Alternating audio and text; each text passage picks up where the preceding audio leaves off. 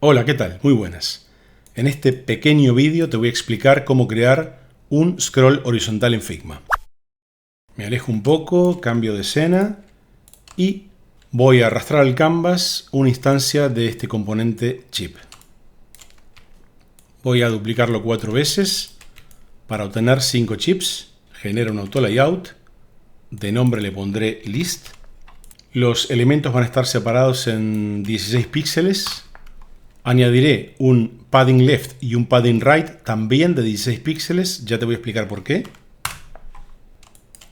Y también voy a cambiar el contenido de algunos de los chips. Chip 2, chip 3, chip 4 y chip 5. Ya vas a ver por qué. Ok, aquí tengo la lista. Ahora voy a generar un nuevo frame. De nombre le voy a poner carrusel. El ancho va a ser de 360 píxeles por 56 de alto. Voy a activar la pestaña en Layers para que veas lo que pasa. Voy a arrastrar el Auto Layout List al interior del frame carrusel. Selecciono el Auto Layout. Lo llevo al centro vertical y al margen izquierdo.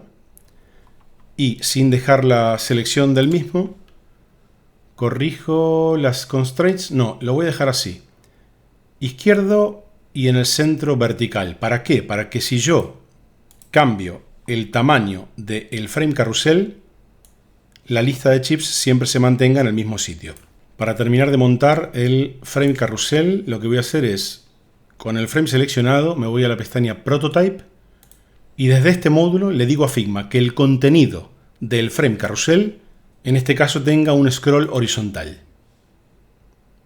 Aquí me quedo. Ahora me alejo un poco, activo la pestaña en Layers para que vea lo que va pasando aquí, genero un nuevo frame al cual le voy a poner de nombre Mobile. De ancho le voy a poner 360 píxeles, de alto 720. Le voy a poner unos bordes redondeados y arrastro el frame carrusel al interior de Mobile.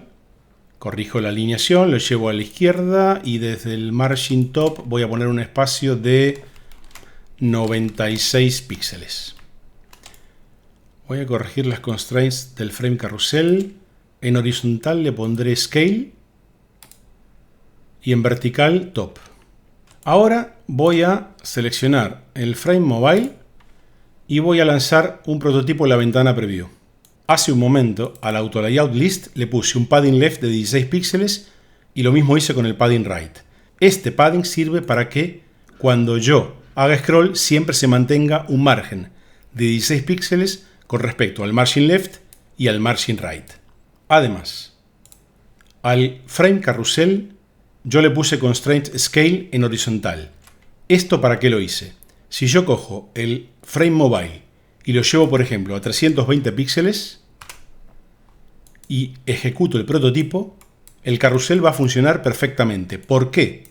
Porque el frame carrusel se ajusta a los 320 píxeles. Si yo vuelvo a los 360 píxeles de antes en el frame mobile y el constraint horizontal de carrusel lo pongo en left y ahora vuelvo a cambiar mobile a 320 píxeles, fíjate lo que pasa con el scroll.